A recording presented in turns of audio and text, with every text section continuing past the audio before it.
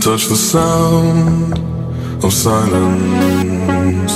And in the naked light I saw 10,000 people maybe. People talking without speaking, people hearing without listening, people writing songs that voices never share. And no one dared disturb the sound of silence.